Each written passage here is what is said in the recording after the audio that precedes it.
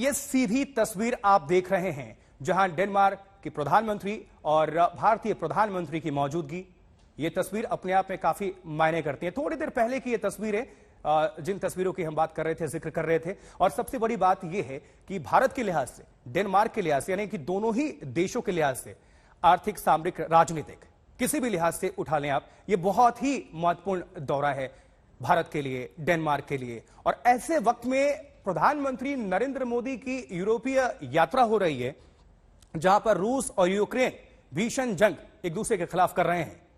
इसलिए यह काफी महत्वपूर्ण हो जाता है, क्योंकि डेनमार्क भी चाहेगा कि भारत से दोस्ती और बढ़ाई जाए, इनकी प्रगाढ़ता, इनकी मित्रता और ज्यादा बढ़े। इसलिए ये तस्वीरें देखिए, बहुत कुछ कहती हैं, बहुत कुछ बयां कर रही हैं, और बहुत कुछ निर्भर करता है बॉडी लैंग्वेज पे। देखिए कितना सकारात्मक, कितने ये पॉजिटिव तरीके से आपको निकल कर आ रहा है। कोपेनहेगन, ये डेनमार्क की राजधानी है, और यहीं पर मुलाकात हो रही है डेनमार्क के पीएम और इंडियन पीएम नरेंद्र मोदी के बीच।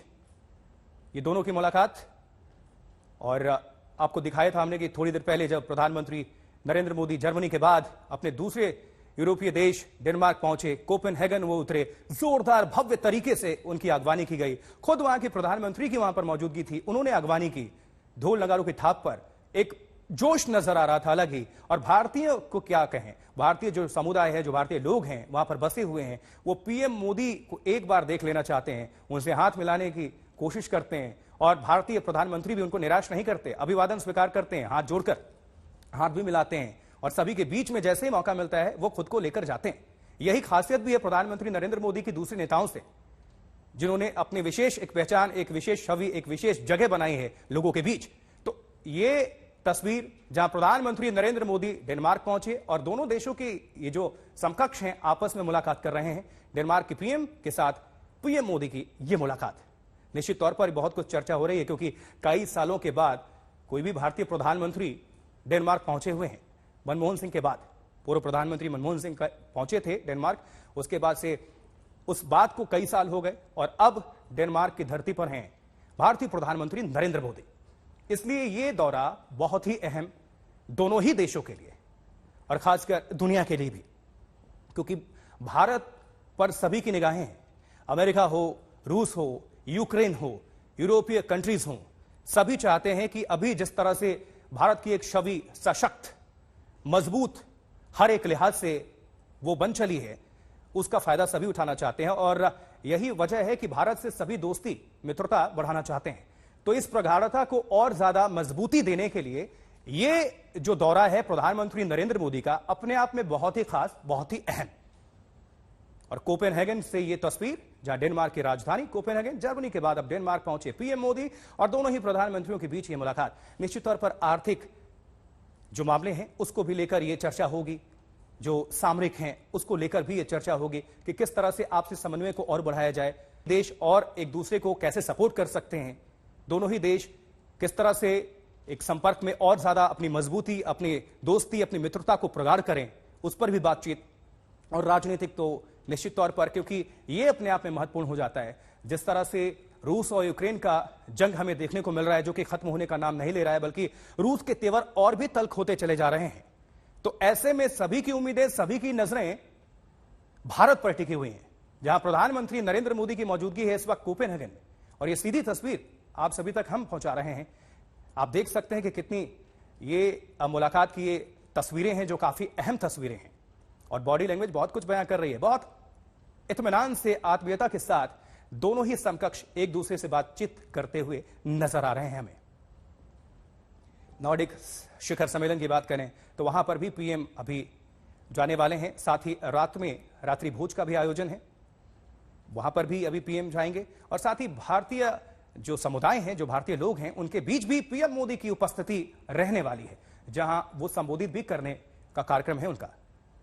तो ये देख सकते हैं आप, चेहरे पर मुस्कान लिए दोनों ही समकक्ष आपसी बातचीत को, आपसी प्रगाढ़ता को, मित्रता को बढ़ाते हुए एक नए दौर में एक नई दोस्ती की तस्वीर है। ये बहुत कुछ बयां करती, मजबूत भारत की मजबूत सशक्त छवि पीएम मोदी के रूप में,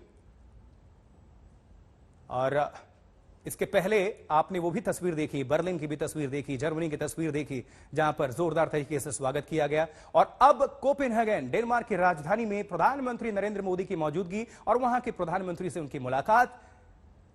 आप ये देखिए किस तरह से बहुत जो आत्मीयता के साथ कहते हैं कि प्रगाढ़ता के साथ, वही कुछ नजर आ रही है। ये तस्वीरें वही कुछ बयां कर रही हैं। भारत का लोग सम्मान करते हैं। यूरोपीय कंट्रीज अगर बात कर लें, किसी भी देश की अगर बात करें, तो उनकी नजरें प्रधानमंत्री नरेंद्र मोदी से, उनकी उम्मीदें बहुत ज्यादा। रूस की बात करें, यूक्रेन की बात करें, डेनमार्क, जर्मनी, फ्रांस, अमेरिका, कोई भी देश हो, सभी अभी चाहते हैं कि वो भारत से अपनी प्रगाढ़ता को और ज्यादा आगे बढ़ाएं और मजबूती प्रदान करें। हम इस वक्त प्राइम मिनिस्टर जो है डेनमार्क की, उनके रेसिडेंस पर मौजूद हैं और यहीं पर ये बातचीत चल रही है। ये बायलैटरल जो आप देख रहे हैं इस वक्त हो रहा है, ये डैनिश प्राइम मिनिस्टर मेटे फ्रेडरिक का घर है और ये उनका प्राइवेट रेसिडेंस है। ब्योनवा कासल इसे कहा जाता है। और ये देखिए यहीं पर प्रधानमंत्री नरेंद्र मोदी और उनकी बातचीत हो रही है। अगर यहाँ की प्रधानमंत्री पर चर्चा करें तो वो एक बहुत लोकप्रिय नेता है, बहुत यंगेस्ट, सबसे कम उम्र की वो यहाँ पर डेनमार्क में प्राइम मिनिस्टर चुनी गई हैं। सोशल डेमोक्रेट हैं, उनकी अपनी एक सोच है, अपनी रणनीति है और उनकी लोकप्रियता बहुत है अपने देश में। कोविड को उन्होंने जिस तरह से, यूरोप के बाकी देश जब कोविड की मार झेल रहे थे तो उन्होंने अपने देश को किस तरह से बचाया, इसको लेकर उनकी प्रशंसा हुई। कई सारे कुछ स्कैम्स भी हालिया दिनों में हुए हैं, लेकिन इन सब के बावजूद प्रधानमंत्री नरेंद्र मोदी का ये डेनमार्क का दौरा भी बहुत दिलचस्प है। ये बायलैटरल के जरिए क्या रिश्तों में बेहतरी होगी, सबकी नजर ये रहेगी। क्या किम डेवी का प्रत्यर्पण अभी भी भारत के लिए एक बड़ा कंसर्न है? 1995 में पुरुलिया में, पश्चिम बंगाल में हथियार गिराने का जो मामला था, आर्म्स ड्रॉपिंग का, उसमें वो आरोपी है। उसके प्रत्यर्पण की कोशिशें भारत कर रहा था, लेकिन वो नहीं हो पाया। यहाँ की सरकार ने जब सर्वोच्च अदालत में यहाँ पर उसके खिलाफ अपील नहीं किया तो भारत सरकार ने स्केल डाउन कर लिए थे अपने रिश्ते। 2002 में अटल बिहारी वाजपेयी पूर्व प्रधानमंत्री यहाँ पर आए थे, उनकी बायलैटरल मीटिंग हुई थी। उसके बाद बायलैटरल कभी नहीं हुआ। हाँ, प्रधानमंत्री के तौर पर मनमोहन सिंह यहाँ पर जरूर आए थे, पूर्व प्रधानमंत्री, लेकिन वो यूनाइटेड नेशंस के क्लाइमेट चेंज वाले फोरम में यहाँ पर वो आए थे। बायलैटरल टॉक्स नहीं हुई थी। तो इतने लगभग 20 साल के गैप के बाद, पूर्व प्रधानमंत्री अटल बिहारी वाजपेयी के बाद 20 साल के गैप के बाद ये बायलैटरल हो रहा है। और एक बार फिर से आपको ये दिखा देते हैं, ये तस्वीर देखिए, ये उनका घर है, डेनमार्क की प्रधानमंत्री मेटे एंडरसन का। और यहीं पर ये बायलैटरल मीट जिसके अंदर की तस्वीरें आप देख रहे हैं, ये उन्हीं का पूरा रेसिडेंस है। एक बहुत खूबसूरत ये देश है और बहुत खूबसूरत कोपेनहेगन की आज की ये सुबह भी हो गई है। सुबह ठंड बहुत ज्यादा थी, लेकिन रिश्तों की गर्माहट जैसे अब बढ़ती जा रही है दिन की दोपहरी आते आते। और ये चारों तरफ आप देखेंगे इस कासल में भी, तो चारों तरफ इस कासल के आपको एसपीजी के, डेनमार्क के तमाम सिक्योरिटी फोर्सेस दिखेंगे, क्योंकि चारों तरफ से पेड़ों के बीच में ये पूरा जो कासल है वो पेड़ों के बीच में है।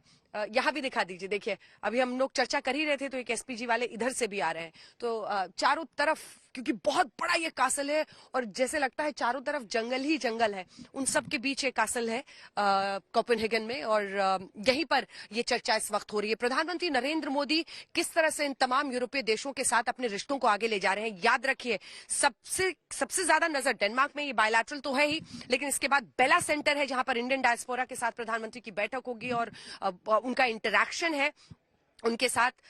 लेकिन सबकी नजर इस बात पर है कि कल जो नॉर्डिक समिट होने वाला है, क्योंकि आज प्रधानमंत्री डेनमार्क की प्रधानमंत्री से बातचीत कर रहे हैं, कल जो 4 मुल्क और शामिल हो रहे हैं जिसमें आइसलैंड, फिनलैंड, नॉर्वे, स्वीडन, तो इसमें अगर आप फिनलैंड और स्वीडन को देखें तो दोनों ही नेटो में शामिल होने की महत्वाकांक्षा रखते हैं। उस पर व्लादिमीर पुतिन, रूसी राष्ट्रपति, ने सीधी धमकी दी है कि अगर ऐसा होगा तो हम उनके खिलाफ जंग छेड़ेंगे।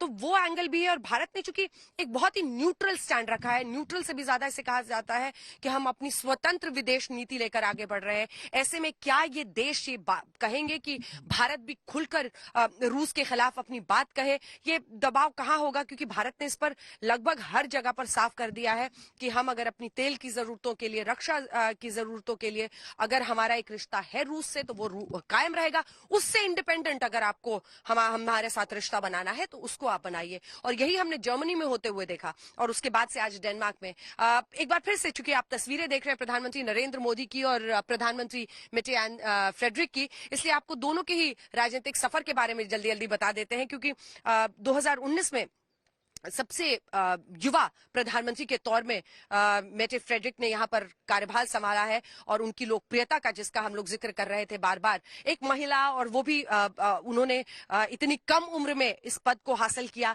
बहुत दिलचस्प किस्से हैं उनके बारे में। उन्होंने एक क्लाइमेट एक्टिविस्ट के तौर पर रेन फॉरेस्ट में पेड़ ना काटे जाएं, इसके लिए उन्होंने एक एक्टिविस्ट के तौर पर अपने राजनीतिक सफर की शुरुआत की थी और धीरे धीरे वो पॉलिटिक्स में आई और इसी में वो रह गए। उनके पिता एक स्टेनोग्राफर थे, उनकी माँ एक टीचर थी, लेकिन उनकी राजनीतिक महत्वाकांक्षा थी। उन्होंने शुरुआत से ही एक्टिविस्ट और उसके बाद से वो पॉलिटिक्स में आ गई, सोशल डेमोक्रेट लीडर बनी और सबसे कम उम्र में वो प्रधानमंत्री बन गई हैं डेनमार्क की। दूसरी तरफ प्रधानमंत्री नरेंद्र मोदी के सफर को देखें तो उन्होंने गुजरात में मुख्यमंत्री रहने के बाद प्रधानमंत्री देश के बने हैं और वो नए सिरे से भारत की कूटनीति को तमाम यूरोप के देशों के साथ भी आगे ले जा रहे हैं। ये सब कुछ देखिए उस साए में हो रहा है जो रूस यूक्रेन की जंग है। ये सब कुछ उस साए में हो रहा है जिसमें सबसे ज्यादा दबाव इस बात को लेकर है कि भारत का क्या स्टैंड है। लेकिन भारत ने ये साफ कर दिया है, हम युद्ध के विरुद्ध हैं। आपने देखा जर्मनी में भी प्रधानमंत्री ने साफ कहा कि युद्ध में कोई विजेता होता ही नहीं है, युद्ध में सबकी हार होती है, नुकसान सबका होता है। आपसी बातचीत के जरिए ही, वार्ता से ही किसी भी समस्या का हल ढूंढा जा सकता है। तो ये उन्होंने बिल्कुल साफ और स्पष्ट कर दिया है। बिल्कुल अंजना, इसी के साथ हम दोबारा रुख करेंगे। बहुत बहुत शुक्रिया। वहां की तस्वीरें, वहां की हर गतिविधि को सभी दर्शकों तक साझा करने के लिए